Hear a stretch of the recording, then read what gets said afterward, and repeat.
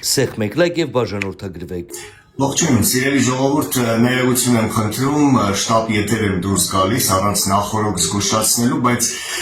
իրոք վիճակը այնքան արագ է փոխվում, իրադարձությունները այնքան արագ են զարգանում, որ նույնիսկ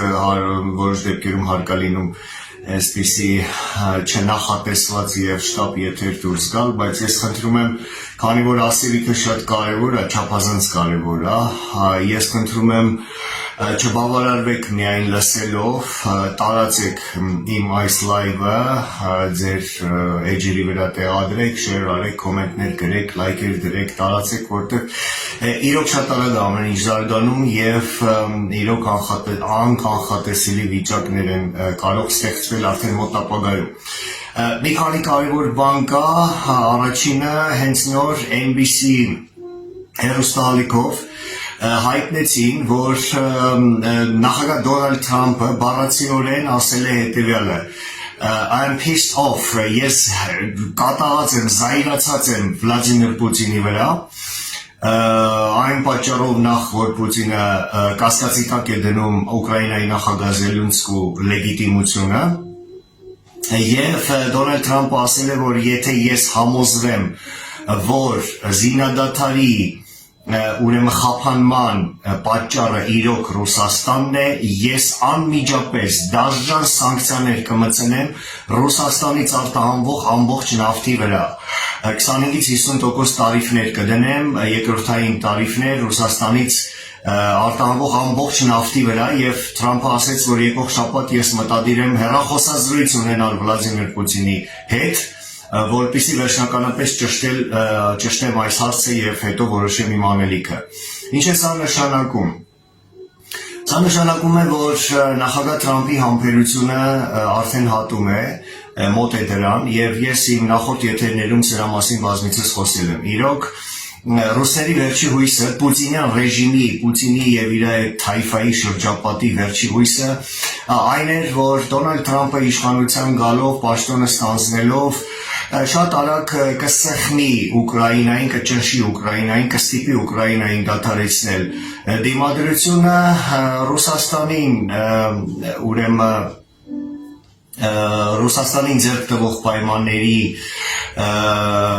պայմանների ներքո կստորագրվի զինադադար, հետո կլինեն նոր ընտրություններ, Զելենսկին կհեռանա, իշխանության կգան Պուտինյան խամաճիկները, որոնք ի վերջո կստորագրեն կապիտուլյացիա, ճանաչելով օկուպացված տարածքները, հրաժարվելով ՆԱՏՕ-ի անդամակցությունից ընդմիշտ եւ վերջնականապես հրաժարվելով որևէ զորք ՆԱՏՕ-ի անդամ որևէ երկրի զորքի տեղակայումից Ուկրաինայի տարածքում եւ այլն եւ իհարկե դրանից հետո կհանվեն սանկցիաները եւ Պուտինյան ռեժիմը կփլվի եւ եթե հիշում եք ռուս-ամերիկյան երկու փուլանոց հետ նախորդ բանակցությունների ժամանակ Վլադիմիր Պուտինը հենց այս նախապայմաններն էր դրել ամերիկյան եւ ուկրաինական կողմերի առջեւ, որոնց դեպքում միայն նա պատրաստ կլինի համաձայնել զինադադարին, ինչը որ բնականաբար դուր չէր եկել եւ Ամերիկային առաջի հերթին եւ իհարկե Ուկրաինային եւ եվրոպական երկրներին եւ հիմա կարծես տեղի է ունենում այն, ինչ ես կանխատեսել եմ, խոսել եմ սրա մասին եւ կարծես նախագահ Թրամփի համբերության բաժակը լցվում է, որովհետեւ նաեւ մոտենում է այն ժամկետը, այն վերջնաժամկետը, որը Թրամփը ինքը իր համար որոշել էր, հիշեցնեմ դա ապրիլի 20-ն էր, ամենաուշը մայիսի 1-ը, ինչի ապրիլի 20-ը, որովհետեւ Զատիկի օրն է այդ օրը եւ հետաքրքիր է, որ այս տարի կաթոլիկ Զատիկը համընկել է ուղղափառ Զատիկի հետ եւ Թրամփը ուզում էր մինչև ապրիլի 20-ը զինադադար հաստատել, հիշեցնեմ, որ Ուկրաինան արդեն համաձայնվել է առանց որևէ նախապայմանի զինադադար գետնի վրա, օդում եւ ջրի վրա եւ խնդիրը արդեն Ռուսաստանն էր եւ մայիսի 1-ին լրանում է Դոնալդ Թրամփի նախագահության 100 օրը, ինչը որ շատ կարեւոր այսպես դեդլայն է ԱՄՆ յուրաքանչյուր նախագահի համար, որից հետո նա պիտի զեկուցի առաջի 100 օրվա իր ձեռքբերումների մասին։ Առայժմ Դոնալդ Թրամփը որևէ նշանակալի ձեռքբերում չունի, հակառակը բոլոր իր խոստումները առայժմ չեն կատարվել, դա վերաբերվում է եւ Կանադային, եւ Պանամային, եւ Գրենլանդիային, եւ Մեքսիկային, եւ տարիֆների քաղաքականությանը, լավ չի տնտեսության վիճակը ԱՄՆ-ի ներսում, ինֆլյացիայի աճ է գրանցվում եւ այլն, եւ գոնե Ուկրաինա եւ նաեւ իհարկե Ուկրաինայի ճակատում խոստացել էր Թրամփը շատ արագ դադարեցնել պատերազմը, ինչը չէր ստացվում եւ հիմա փորձում է գոնե Ուկրաինայի ճակատում դա անել, որպեսզի գոնե այդ մի ձեռքբերումը ներկայացնի սեփական էլեկտորատին, ասեմ նաև, որ Դոնալդ Թրամփը երազում էր Նոբելյան խաղաղության Նոբելյան մրցանակ ստանալ, ինչի համար պիտի կարողանա դադարեցնել պատերազմը եւ ինչպես ես ասացի, հիմնական եւ միակ խոչընդոտը Վլադիմիր Պուտինն է եւ երբ որ մի քանի շաբաթ անցնի Դոնալդ Թրամփի համբերությունը կհատի եւ նա արդեն աննախադեպ ճնշումներ կգործադրի Պուտինյան չեկիստական ֆաշիստական ռեժիմի վրա, հիշեցնեմ, որ Դոնալդ Թրամփը կարող է եւ կտրուկ իջեցնել նավթի գները եւ սանկցիաներ տարիֆներ դնել ռուսական նավթի վրա եւ թույլատրել ուկրաինացիներին հարվածել ուղիղ Մոսկվային, իսկ ուկրաինացիները ունեն արդեն սեփական արտադրության հարցերներ, որոնց միջոցով կարող են դա անել։ Եվ ես նաև կանխատեսում էի, որ երբ որ պուտինյան էլիտան, պուտինյան շրջապատի այն թևը, որը որ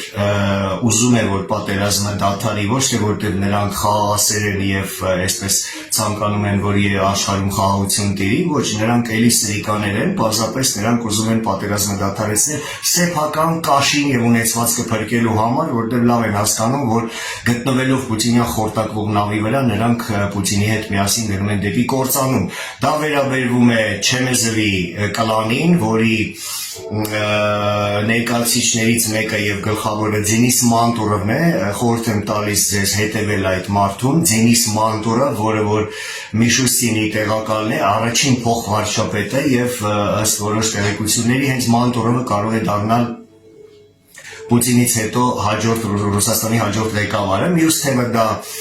Պուտինի կրտսեր դստեր Կատերինա Տիխանովայի եւ նրա շուրջ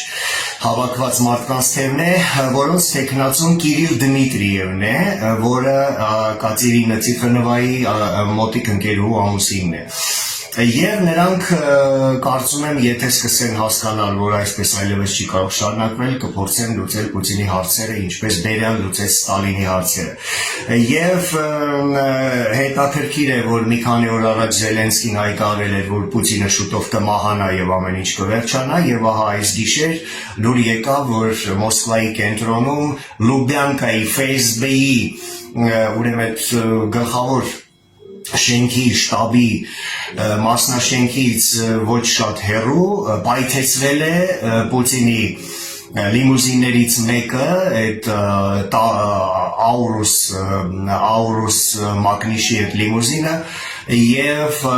լուրեր են պատտվում ամերիկյան The Bild եւ The Hill կարծեմ բրիտանական եւ գերմանական թերթերը գրում են, որ Կրեմլում խոճապ է եւ Պուտինը հրամայել է ստուգել կանալիզացիոն լուկերը ամբողջ Մոսկվայում։ Ես չեմ կարծում, որ սա պատահականություն է, ամենայն հավանականությամբ սա ինչ որ զգուշացման նման մի բան է Վլադիմիր Պուտինին, որ դադարեցրու այս վտանգավոր խաղերը, թե չէ լավ չի լինի։ Ասեմ նաև, որ հետաքրքիր լուրեր են գալիս Չեչնիայից եւ Չեչնիայի շուրջ զարգացումների վերաբերյալ, ուրեմն նախ ասեմ, որ վերջերս խիստ լարվել է Պուտին-Կադիրով հարաբերությունները, նախ այն պատճառով, որ Վալբերիսի հետ հայտնի վեճից հետո նստվածք էր մնացել Պուտինի մոտ եւ Պուտինի շրջապատի մոտ, հիշում ենք, հա, Վալբերիսի շուրջ Կադիրովը վիճել էր Սուլեյման Քերիմովի եւ Վայնոն Պուտինի ադմինիստրացիայի ղեկավարի տեղակալն է, շատ ազդեցիկ մարդ Պուտինի շրջապատում, իսկ Սուլեյման Քերիմովը Դաղստանցի ծնունդով Դաղստանցի օլիգարխ միլիարդատեր Դաշնային խորհրդի падգամավոր է, որը որ համարվում է Պուտինի շատ մոտիկ մարդկանցից մեկը, Պուտինի քսակներից մեկը, որը լվացել է Պուտինի փողերը։ Հիշեցնեմ, որ Սուլեյման Քերիմովը ուրեմն կարծեմ ունի ամերիկյան քաղաքացիություն, բիզնեսներ ունի Ամերիկայում, նույնիսկ այնտեղ երկրորդ կին ունի, այսինքն ոչ պաշտոնական կին ունի, ազգությամբ ուկրաինուհի, եւ ամիսներ առաջ Քերիմովի յախտան, որը որ Ֆլորիդայի ափերից քիչ հեռու է միշտ լինում օվկիանոսում, ենթարկվել է հարձակման ամերիկյան 6-րդ նավատորմի մի քանի նավերի կողմից, իսկ այդ իր յախտայի վրա Քերիմովը պահում էր հույժ գաղտնի փաստաթղթեր իր այդ ֆինանսական փաստաթղթեր, որոնցում կան այդ փողերի լվացման սխեմաները եւ այլն։ Եվ ամերիկյան հատուկ ծառայությունները արգրավել էին այդ բոլոր փաստաթղթերը, սակայն աղմուկ դուրս չեկավ, ինչից շատերը ենթադրեցին, որ Սուլեյման Քերիմովը աղմուկ չհանելու դիմաց խոստացել է համագործակցել ուրեմն քննչական մարմինների հետ եւ փաստորեն նաեւ արդեն դարձել է ամերիկյան հատուկ ծառայությունների ենթակա կամ գործակալ մարդ։ Եվ ահա խնդրեմ ուրեմն այդ Կադիրով Վայնո եւ Կադիրով Պուտին դիմակայությունը շարունակում է։ Վերջերս մի քանի շաբաթ առաջ Մոսկվայում սպանվեց Սայցիև ազգանունով չեչեն ուրեմն ըմբշամարտիկ օլիմպիական չեմպիոն, որը Կադիրովի շատ մտերիմ մարդն էր, 30 քանի տարեկան առողջ երիտասարդ պատահամամբ պատուհանից ընկավ եւ մահացավ։ Իհարկե միանգամից խոսեցին, որ դա դժբախտ պատահար չէ, որ Սայցիևին սպանել էին ՖՍԲ-ն, հիշեցնեմ, որ Սայցիևը Կադիրովի շատ մտերիմ մարդն էր եւ Սայցիևի թաղմանը Կադիրովը անձամբ ներկա էր եւ ասում են, որ շատ ազդրել էր, լացում էր եւ կոչում էր Սայցիևին իմ լավ եղբայրը մահացավ։ Եվ վարկած են առաջ քաշում, որ Կադիրովը մտադիր էր Սայցիևին նշանակել Դաղստանի ղեկավար, որը պիտի փոխարիներ Մելիքովին, ներկա ղեկավարին, որը Քերիմովի մարդն է, այսինքն Կադիրովի թշնամու Քերիմովի մարդն է, Մելիքովը, որը շատ վատ համբավ ունի Դաղստանում, ալկոհոլ է չարաշահում, ռեպրեսիվ ապարատն է հաճախ գործի դնում եւ ժողովուրդը նրան չի սիրում։ Եվ Կադիրովը ուզում էր Սայցիևին դնել Դաղստանի ղեկավար, ասում են, որ արդեն համաձայնեցրել էր դա անձամբ Պուտինի հետ եւ ՖՍԲ-ն կանխեց դա, իսկ ՖՍԲ Կադիրով դիմակայությունը մենք շատ լավ գիտենք, դա գալիս է դեռ Նեմցովի սպանությունից։ Ուրեմն բացի դա լուրեր եկան, որ այս վերջերս Պուտինը կամ ՖՍԲ-ն առաջարկել է Պուտինին Կադիրովի զորքը ուղարկել ռազմաճակատ, իսկ Կադիրովի զորքը 80,000-ից ավել մարդիկ են, որովհետև գիտեք Ռուսաստանը մեծ կորուստներ է կնում օրական 1000-1500 զոհեր եւ վիրավոր են տալիս ռազմաճակատում եւ հիմա նրանք դժվարությամբ են զորք հավաքում, այլևս ուրեմն պայմանագրային զինծառայողներ դժվարությամբ են հավաքում, որտեղ մարդիկ չեն ուզում թեկուզ լավ փողի դիմաց գնալ եւ մահանալ, մոբիլիզացիա անելներ խիստ վտանգավոր եւ խնդրահարույց է Պուտինի համար եւ ՖՍԲ-ն Պուտինին առաջարկել է, որ Կադիրովը իր զորքը համաձայնի եւ ուղարկի ռազմաճակատ։ Կադիրովը մերժել է, ասելով, որ այս զորքը իմ զորքն է, իմ համար է եւ այլն եւ աճել է լարվածությունը Կադիրով ՖՍԲ, Կադիրով Պուտին եւ որից հետո լուրեր եկան, որ Կադիրովը շտապ ամիսներ առաջ արդեն սկսել է, բայց հիմա ավելի ջանասիրաբար է դա անում, իսկ ինչի մասին է խոսքը, ուրեմն Կադիրովը իր ակտիվները, ունեցվածքը տեղափոխում է շատ արագ կերպով Սաուդյան Արաբիայի եւ Միացյալ Էմիրություններ, նաեւ տեղափոխում է եւ տներ է գնում Սաուդյան Արաբիայում եւ Դուբայում իր ընտանիքի մերձավորների համար, աղջիկների, կնոջ, կանանց մի քանի կին ունի, մասնավորապես ավագ դստեր Այշար, կարծեմ անունով Այշար Կադիրովային, որը փոխվարչապետ էր Չեչնիայում, ազատել է պաշտոնից եւ այդ աղջիկը տեղափոխվում է հիմա Դուբայ։ Այսինքն նաեւ լուրեր են գալիս, որ Կադիրովը ծանր հիվանդ է, երիկամի խնդիր ունի եւ ենթաստամոքսային գեղձի խնդիր ունի եւ Կադիրովի կյանքը արդեն վտանգված է, մի քանի ամիս կյանք է մնացել նրան, որտեղ հիվանդությունը պրոգրեսում է, նրան երիկամ էին փոխպատվաստներ, բայց ասում են, որ դոնորական երիկամը լավ չի աշխատում այլևս, նաև ենթաստամոքսային գեղձի խնդիր կա եւ Կադիրովը գիտի, որ շուտով մահանալու է եւ հիմա ապահովում է սեփական ընտանիքի անվտանգությունը եւ ակտիվների անվտանգությունը, լավ հասկանալով, որ նրա մահից հետո այդ ամենը կվտանգվի։ Եվ այս ամենը եթե իրար հետ գումարենք, նաև ավելացնեմ ռուսական տնտեսության ողբալի վիճակը, բոլորովին վերջերս ռուսական կենտրոնական բանկի տնօրեն Էլվիրա Նաբիուլինան խոստովանեց, որ չի բացառվում, որ Ռուսաստանը ստիպված կլինի սառեցնել Ռուսաստանի քաղաքացիների խնայողությունները բանկերում, հիշում եք, չէ՞, ԽՍՀՄ փլուզման ժամանակ մենք դա արդեն տեսել ենք, կարող ենք ասել, որ Ռուսաստանում քաոսը եւ սմուտան մոտենում է, տարբեր սցենարներ կարող են տեղի ունենալ պալատական հեղաշրջումից մինչև Չեչնիայի երրորդ պատերազմ, տնտեսական կոլապս, որը դոմինոյի էֆեկտով կտարածվի Ռուսաստանի մյուս ռեգիոնների վրա, որտեղ էլի լավ չի վիճակը, Կուզմասում ասում են արդեն գործադուլներ են շախտյորների, որտեղ ածխահանման ոլորտը սնանկացման եզրին է, մետալուրգիական, բանկային ոլորտը, ինֆլյացիան շարունակում է աճել եւ այլն, եւ ես ավելի ու ավելի համոզվում եմ սիրելի ժողովուրդ, որ մոտակա շաբաթները, ամիսները վճռորոշ են լինելու, X պահը մոտենում է, պատրաստվեք Հայաստանի ազատագրմանը, ամեն ինչ լավ է լինելու, խառնակ վիճակ Մոսկվայում, կայց Երևանի հրապարակում եւ մեր քայլը անելուց հետո իհարկե Արևմուտքը մեզ կօգնի, որովհետեւ Արևմուտքը ուզում է, որ Հայաստանը լինի ինքնիշխան, ազգային, ժողովրդավարական երկիր, Արևմուտքի հետ պինդ եւ հուսալի դաշնակից երկիր, հյուսիս-հարավ մեգապրոյեկտի կապող օղակ երկիր, որը որ